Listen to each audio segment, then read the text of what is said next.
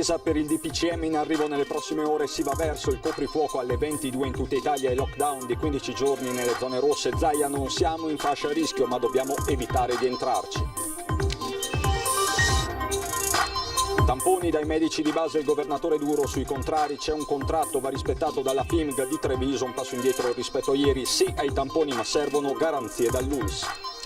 Parla uno dei 650 medici di base che da ottobre eseguono i tamponi negli ambulatori gratuitamente e volontariamente. È il nostro mestiere, i colleghi dico, non è una questione di soldi. Potrà arrivare fino a 500 tamponi al giorno, il punto drive-in è entrato in funzione questa mattina a Caser per tutta la zona sud di Treviso, servirà anche a decongestionare quello all'ex dogana.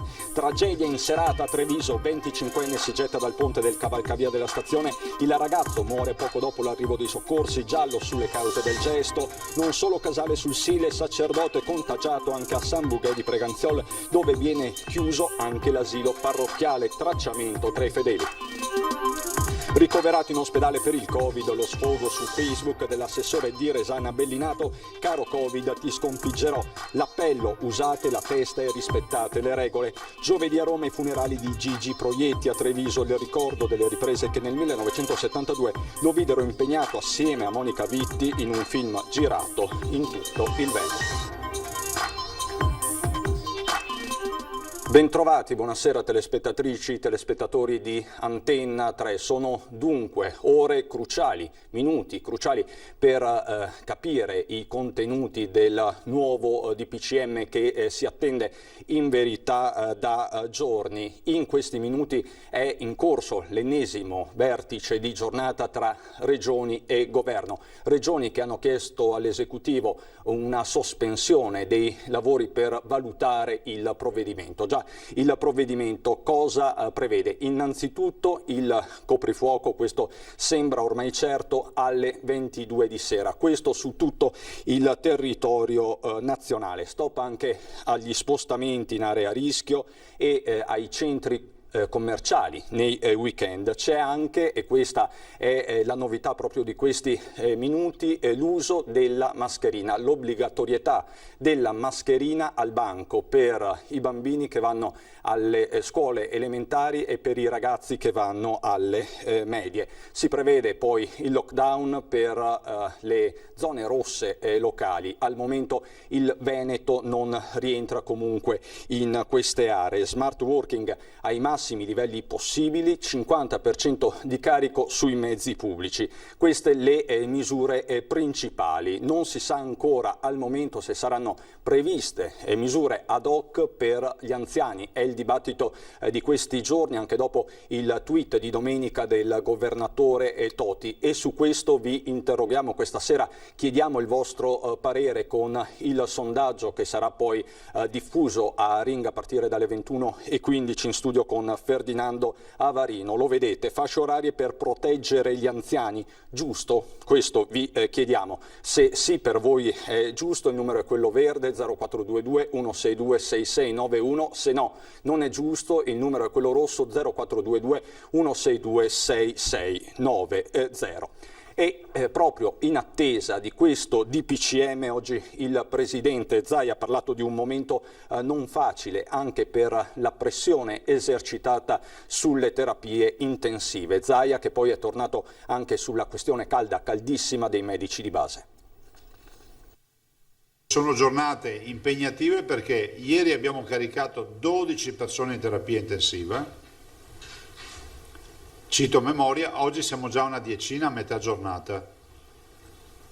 Ci stiamo avvicinando all'apice, alla parte più acuta. Nella giornata che registra la più alta mortalità dall'inizio di questa seconda ondata, il presidente Zaia, dati alla mano, non nasconde la preoccupazione per una pressione sugli ospedali in aumento. Siamo ai limiti con il parametro. È anche altrettanto vero che questo parametro dovrà tener conto della nostra situazione sanitaria, che è assolutamente eccellente. Noi ancora siamo in una fascia nella quale non sono previste misure. Voglio ricordare a tutti che si va ormai per fasce con parametri e misure che fanno scattare restrizioni. Noi come veneti dobbiamo vincere questa sfida. Noi non possiamo arrivare nella fascia nella quale scatta l'obbligatorietà di chiusure importanti. L'atteso DPCM tra le varie misure dovrebbe prevedere anche 3 livelli per ogni regione, con misure via via più restrittive, e anche su questo aspetto Zaia puntualizza. Rispetto a misure ad hoc per il territorio noi vogliamo essere assolutamente presenti su questo. Il presidente del Veneto ha poi annunciato l'arrivo in serata dal governo di 64.000 tamponi rapidi che verranno consegnati ai medici di base.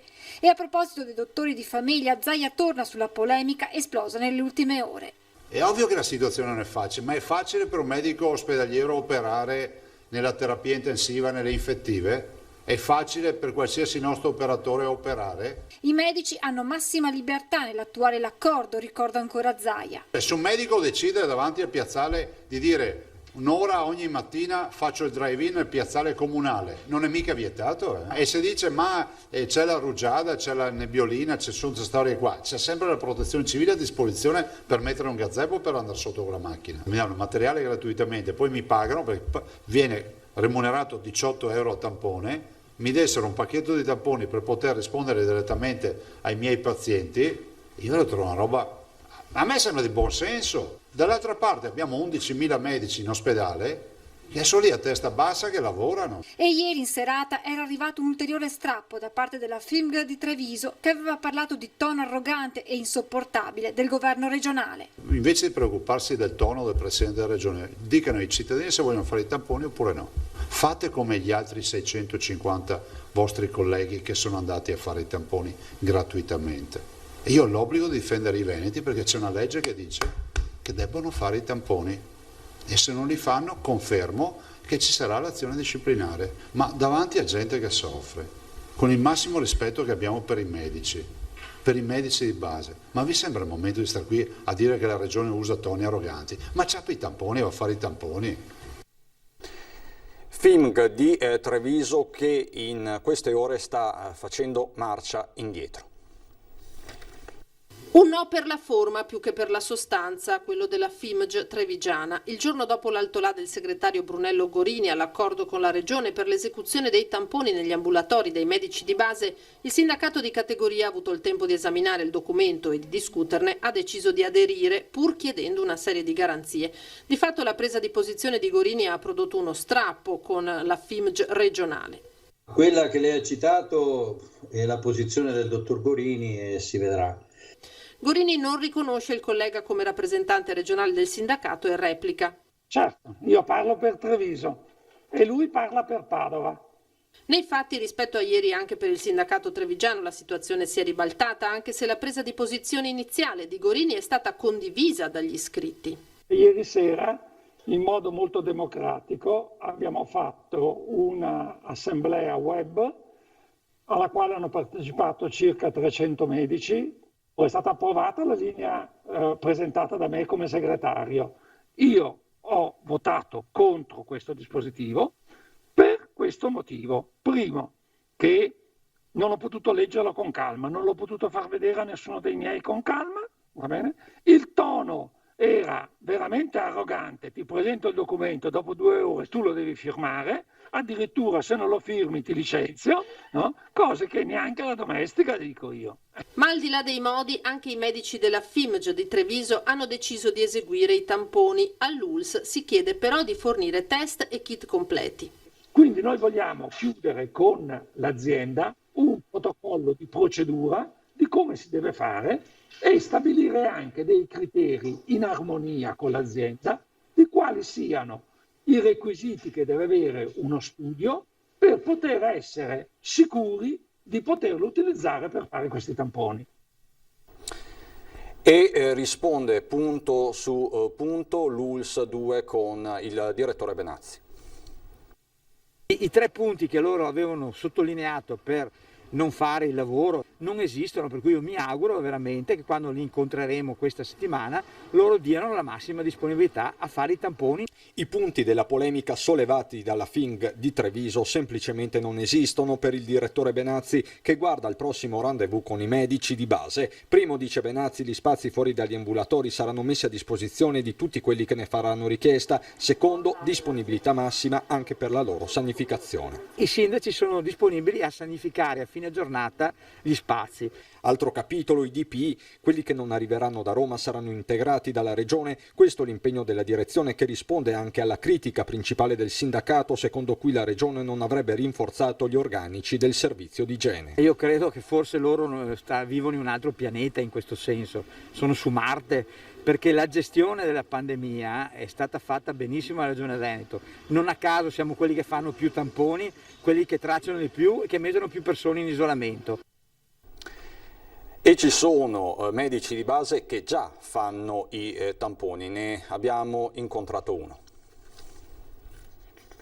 A me piace fare il medico e quindi questa è un'ulteriore occasione per fare il medico. Ci siamo sempre lamentati di essere stati marginalizzati dal Servizio Sanitario Nazionale, adesso che è il momento di darci da fare, ci diamo da fare. Guglielmo Pisani, medico di base a Camin, periferia di Padova, i tamponi in ambulatorio li esegue già da 3 settimane, affiancato dalla dottoressa Alice Ronsisvalle, corsista al primo anno in medicina generale, ne ha già effettuati una 50. Ha iniziato, spiega, quando i numeri del contagio sono tornati a salire e i punti tampone sono andati in difficoltà. Non ho il tempo per andare a svolgere il lavoro dei tamponi in un'altra sede, perché rimane, oltre al Covid-19 ci sono tutte le altre patologie che ci sono sempre state e quindi aggiro l'ostacolo proteggendo la dottoressa qui presente e concentrando questi pazienti con un LAS al di fuori dell'orario di ambulatorio e concentrandoli alla fine del mio orario di ambulatorio, quando poi posso sanificare l'ambiente e con un intervallo tra i vari pazienti adeguato. Li ha fatti gratuitamente i tamponi, dottor Pisani, ben prima che per questa prestazione venisse previsto un compenso supplementare. Non è questo il motivo per cui mi sono impegnato nei tamponi, come non è questo il motivo per cui ho aderito alle campagne vaccinali per l'influenza, per il pneumococco prima. Non è una questione di denaro. Una decisione presa con naturalezza nell'ambito del lavoro quotidiano che porta avanti da anni. È uno strumento il tampone, è uno strumento nelle mie mani, come è uno strumento lo sfigomanometro, come è uno strumento il saturimetro. Rimane una mia decisione a chi sottoporlo, non è che sono una struttura periferica dell'ASL. E lo screening va avanti anche nei punti drive-in. Uno nuovo è stato inaugurato questa mattina nel territorio di Casier, servirà tutta la zona a sud di Treviso. Sorge in piena zona industriale a Casier, in una collaterale di Via delle Industrie, il nuovo punto drive-in della marca, destinato prevalentemente ai residenti della zona sud di Treviso. L'area, in funzione dal lunedì al sabato dalle 7 alle 15, è segnalata e facilmente raggiungibile. Si presta bene e io ringrazio già da adesso, come ho già fatto, tutte le aziende che ci sono qui, perché naturalmente potrebbe capitare un po' nella viabilità che ci sia dei rallentamenti, ma il percorso che abbiamo fatto spero e penso che non dia disturbo a nessuno. L'operazione è stata portata avanti in tempi record dopo che è tramontata l'ipotesi iniziale di un drive-in nella vicina Conschio, fondamentale la collaborazione istituzionale. In questo momento bisogna che tutti ci adoperiamo velocemente a far sì che questa cosa sia più veloce possibile per risolvere il problema, speriamo. E la speranza del sindaco è soprattutto quella degli operatori in prima linea che, bardati ai pazienti, raccontano com'è cambiata anche la loro vita. Diciamo che non vedi l'ora che finisca la giornata, perché il mal di testa arriva dopo poco, hai poco ossigeno, sudi ti senti che non riesci a respirare bene. Diciamo che un comportamento responsabile aiuta anche voi, possiamo dirlo. Tutti devono avere un comportamento responsabile. So che è difficile, ma bisogna tenere sempre a mente che la mascherina e la distanza possono fare la differenza. Irrompe la cronaca, tragedia nel tardo pomeriggio in centro a Treviso. Un giovane di 25 anni si è gettato dal cavalcavia della stazione. Sono stati alcuni passanti a notare il ragazzo fermo sul parapetto. Subito hanno allertato le forze dell'ordine. Sul posto si è precipitata una volante. Gli agenti hanno provato a farlo desistere, ma il giovane si è lanciato nel vuoto. Immediatamente è giunta sul posto anche un'ambulanza del SUEM 118. Gli operatori medico-infermieri hanno tentato tutto per rianimarlo, ma le ferite che aveva riportato nella caduta erano troppo gravi. Il 25enne è morto poco dopo. Si tratta di un ragazzo residente a Treviso con genitori stranieri. Non si conoscono al momento le cause del gesto. Proprio in questi minuti, tra l'altro, è arrivato il secondo report di giornata della Regione del Veneto con azienda zero. Lo vediamo brevemente. 2.174 i casi nelle ultime 24 ore, 706 nella sola giornata di oggi. Per la Marca trevigiana parliamo complessivamente di 550 nuovi casi di positività, di questi 111 nella giornata di oggi. Questo quindi la contabilità, questa la contabilità del contagio aggiornata. E a proposito di contagio, tra i contagiati ci sono diversi parroci. Dopo quello di Casale sul Sile, un altro parroco risulta positivo, quello di Preganziol e San Bugè, dove tra l'altro è chiusa anche la materna parrocchiale. Abbiamo sentito una signora qua che c'era l'asilo chiuso e non ce ne siamo neanche accorti che lo abbiamo qua davanti, e dopo ha detto che ci sono qua i preti. Proprio qui nella piazzetta di San Bugè, in meno di 100 metri in linea d'aria, da una parte c'è la vecchia canonica dove il parroco Don Gabriele si trova in isolamento, positivo al Covid e con febbre, dall'altra la scuola materna parrocchiale chiusa per precauzione per possibili contatti tra il prete e le maestre. Le persiane sono abbassate e gli scivoli vuoti. La signora che abita vicino a casa mia mi ha detto di tenere a casa la bambina. E adesso veniva qua e ho visto chiuso e ho immaginato che piacerà del tutto. Sì, sono preoccupata perché ho proprio l'età giusta del pericolo. Sono preoccupata, sì. Al supermercato vanno le mie figlie e io resto a casa. Sono venuta adesso fuori 10 minuti per prendere un po' di frutta e poi vado a casa. Io non sono preoccupata per niente, sto alle regole e basta. Nel comune di Preganziol, Don Gabriele non è il solo parroco in isolamento, seppure sia l'unico al momento positivo. I parroci con lui conviventi hanno subito seguito le prassi andando anche loro in quarantena, quindi insomma la profilassi è stata seguita. Ma la profilassi riguarda anche diversi fedeli. Su questo l'ULSS è all'opera, noi siamo in costante contatto da sabato con appunto i dottori dell'ULSS 2 che stanno procedendo insomma con la ricostruzione delle varie reti dei contatti. Copione analogo a Casale sul Sile, anche qui la canonica è sigillata, dentro ci sono Don Daniele positivo e i confratelli parroci in quarantena, e anche qui a tirare le fila è il sindaco in costante contatto con il prete. Oggi ci siamo sentiti questa mattina con Don Daniele. Fortunatamente gli è passata la febbre, è sempre in contatto col suo medico curante e quindi ci sono buone notizie. La chiesa, grazie ai volontari, rimane aperta e quindi i fedeli che vogliono recarsi a fare qualche preghiera, la chiesa è accessibile.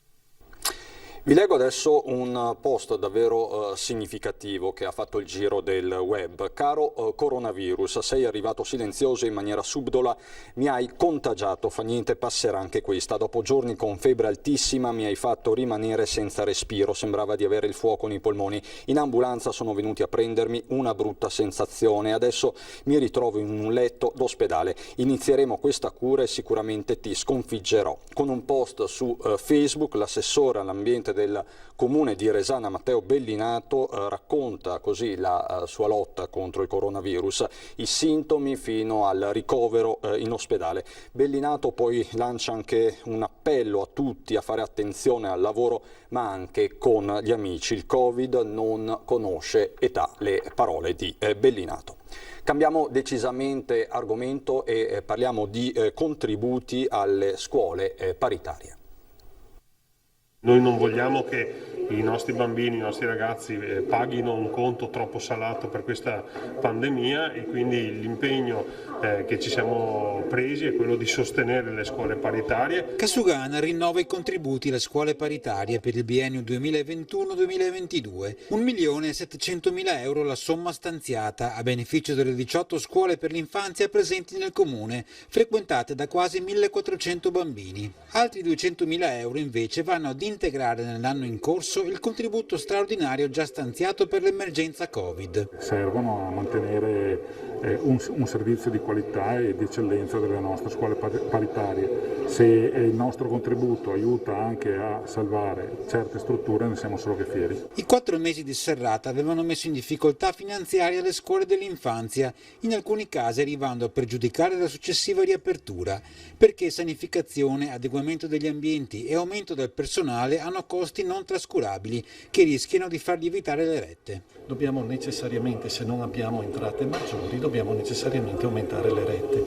Questo contributo ci permetterà di fare una valutazione di contenere le rette per le famiglie, perché alla fine quello è il problema di bilancio nostro. Nella speranza che le nuove possibili chiusure non tocchino ancora le scuole. È importante che la scuola continui, perché la scuola è una parte di società e serve ai bambini per crescere sotto l'aspetto non solo cognitivo ma anche per l'aspetto affettivo e sociale, soprattutto i più piccoli. Vi raccontiamo adesso un'altra storia figlia dei tempi, quella di Giorgio Giacomin. Questo negozio che cos'è per lei? Che significato ha? È tutta la mia vita. Altro non so fare, non l'ho fatto. Giorgio Giacomin mercoledì festeggerà 80 anni, più della metà trascorsi nella sua macelleria, prima dietro al bancone, poi con il passare del tempo e dopo aver ceduto il testimone ai figli in cassa. Un'attività meno faticosa ma altrettanto importante, sottolinea subito il signor Giorgio. Una vita dedicata a questo lavoro, sempre presente per consigliare i clienti e affiancare i figli. Era qui anche durante la prima ondata di Covid. Sono rimasto a casa solo qualche giorno durante il periodo più brutto, ci racconta, ma poi sono tornato alla mia postazione. Adesso però questa recrudescenza del virus ha portato Giorgio Giacomin a pensare di assentarsi per un po'. Mi sta preoccupando perché il primo round è andato anche bene, ma adesso mi sta preoccupando un po', quindi comunque fin adesso sto bene e cerco di non pensarci. I figli intanto hanno ordinato una barriera in plexiglass da applicare davanti alla cassa per permettere al padre di essere presente in negozio in sicurezza. Se vediamo che le cose peggiorano cercheremo di farlo stare a casa assolutamente, perché vogliamo che il papà sia salvaguardato per la sua salute, insomma. Cosa significherebbe venire in negozio senza il papà dietro la cassa? Per io che sono il figlio più grande, che sono cresciuto con lui da quando avevo 14 anni, per me cambia molto, perché per me è un punto di riferimento. Ma nel caso decida di allontanarsi dalla sua macelleria, Giacomin sta già pensando a come trascorrerà le giornate. Se sto a casa per precauzione di guardare la televisione, bere qualche tè in più, qualcosa, e passare la giornata un po' alla meglio. Mi dispiacerebbe però. Mi dispiacerebbe tanto, purtroppo è così. Anche questo passerà, dice con la saggezza dei suoi 80 anni, Giorgio Giacomin. Devono arrivare tempi migliori, devono. Adesso per noi c'è la pubblicità, a dopo.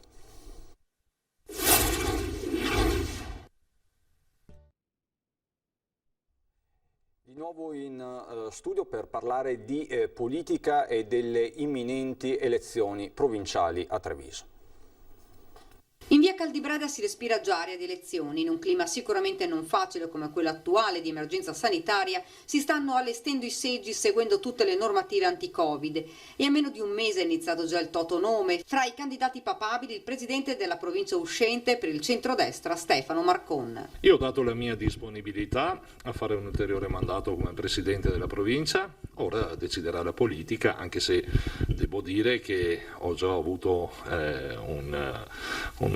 degli attestati di stima sia politici che da parte dei colleghi amministratori che ben incoraggiano il sottoscritto a continuare. L'appello di Marcon è rivolto ovviamente agli amministratori che andranno a votare. Sanno che la provincia di Treviso, dal momento in cui io mi sono insediato, e cioè nel 2016 ad oggi, possiamo dire di aver un po' scollinato una situazione che vedeva sfiorare il dissesto finanziario da parte della provincia di Treviso. Per il centro-sinistra, fra i nomi che cominciano a girare c'è il sindaco di San Biagio di Callalta, Alberto Cappelletto. Per me è prioritario è mettere insieme quella che può essere un'alternativa anche alla Lega nel nostro territorio provinciale. Fondamentale è partire anche da quei amministratori che oggi hanno quel ruolo anche sostituibile nel nostro territorio, soprattutto anche in questi momenti per affrontare la pandemia. È prematuro parlare di nomi, ci dice, ma poi aggiunge. Il centro-sinistra sicuramente deve promuovere e proporre una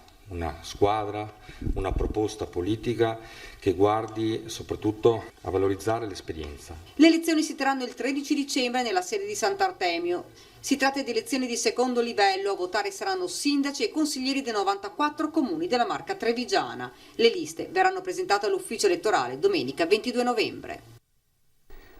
Giovedì a Roma i funerali di Gigi Proietti, continua in queste ore inevitabilmente il cordoglio anche in Veneto e nel 1972 proprio Proietti arrivò in Veneto con Monica Vitti. Peso? No, anzi, scusi. E siete stati sposati per molto tempo? 8 anni. Facevate l'amore spesso? Sì, una volta alla settimana. Giorgia e Mario passeggiano lungo i Buranelli a Treviso, lei moglie insoddisfatta, lui artista ammaliante che fa perdere la testa. Metti Gigi Proietti e Monica Vitti, anno di grazia 1972 nel film di Franco Giraldi, Gli ordini sono ordini. Il compianto ammatatore romano in una pellicola agrodolce un po' pruriginosa sulla crisi della coppia borghese e lo scenario della Marca gaudiosa. In un anno per 8 anni avete fatto l'amore 400 volte. Ma non solo, c'è molto Veneto in questo singolare film dove 2 stelle del cinema si spostano in scenari ben riconoscibili, come a Padova, tra Prato della Valle e Piazza delle Erbe.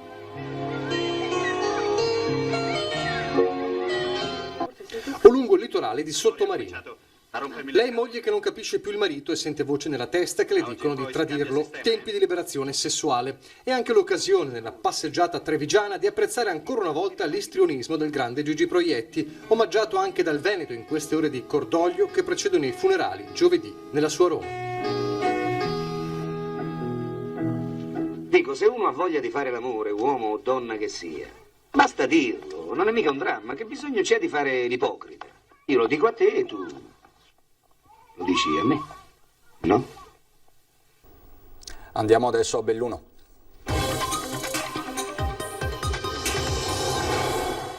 A Belluno, dove cresce inesorabilmente il numero dei contagiati, sono stati 118 nelle ultime 24 ore, restano 4 i posti letto occupati in terapia intensiva. E a Belluno ieri sera è andata in scena la protesta dei commercianti in Piazza dei Martiri contro il governo.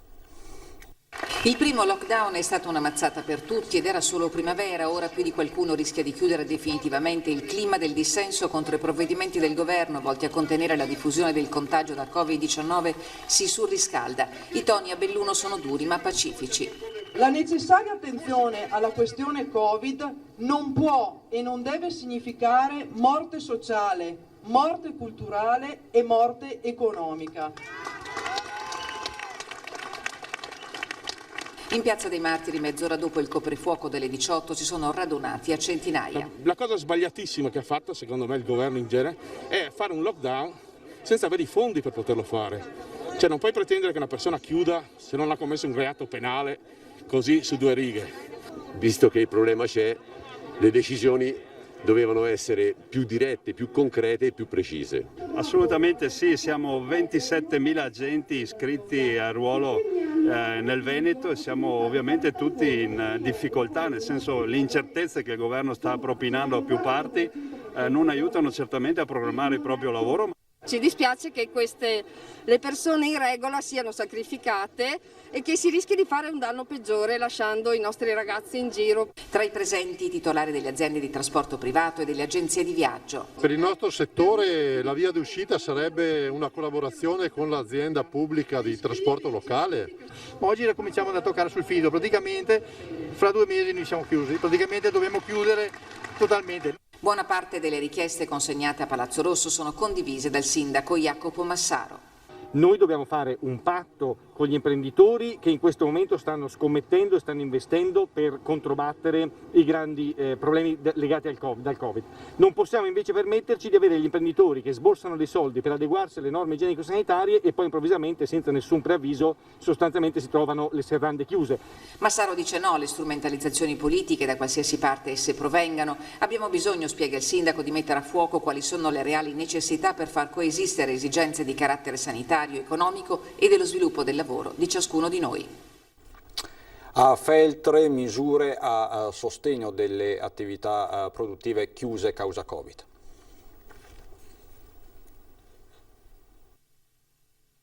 Cambia il sistema di computo della tariffa dei rifiuti a Feltre entro i parametri stabiliti dall'autorità ARERA e il Comune riesce a mettere a ruolo importi mediamente più bassi rispetto allo scorso anno. Cosa accade oggi?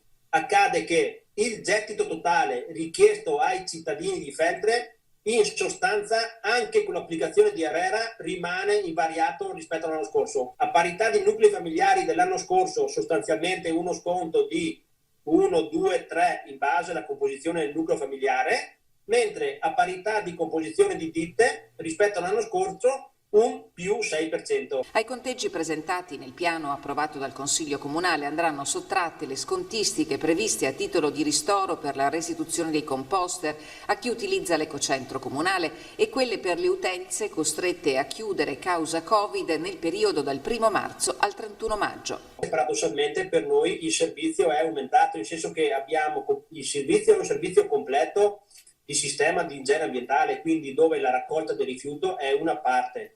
Le bollette saranno spedite in questi giorni, arriveranno fra il 15 e il 20 novembre prossimi, con scadenze al 30 novembre, 31 dicembre e 28 febbraio 2021. Allegato alla bolletta anche il modello F24.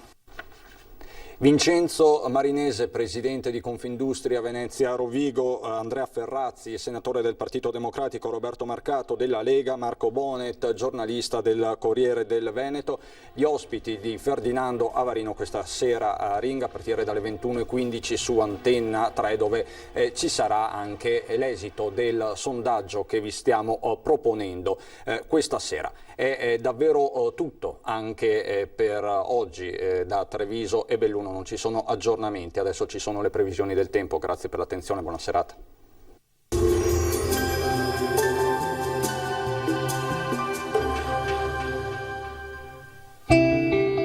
Il cuore vive finché ha qualcosa da amare, così come il fuoco avrà qualcosa da bruciare. Benvenuti al meteo. Una debole perturbazione raggiunge il nord, ma toccherà solo in parte il nostro territorio. Vediamo dunque il dettaglio di mercoledì 4 novembre. Sul Veneto avremo nubi basse e nebbie diffuse, localmente anche molto fitte. Nel pomeriggio non si escludono brevi e deboli piovaschi sui settori montuosi e sulle zone più ad ovest della nostra regione. Temperature minime tra 9 e 11 gradi, massime invece tra i 17 e i 19 gradi. Ci spostiamo ora sul Friuli Venezia Giulia, anche qui cielo molto nuvoloso con locali riduzioni della visibilità, ma qui non sono previste piogge particolarmente degne di nota. Temperature minime fino a 12 gradi, massime sui 19-20 all'incirca. Infine diamo uno sguardo alla situazione del Trentino Alto Adige, cielo coperto dappertutto, anche qui saranno possibili locali rovesci un po' su tutti i settori della nostra regione. Temperature minime sui 9 gradi, massime invece fino ai 18 gradi. Dal meteo di Antenna 3 per ora è tutto, grazie per l'attenzione e arrivederci al prossimo aggiornamento.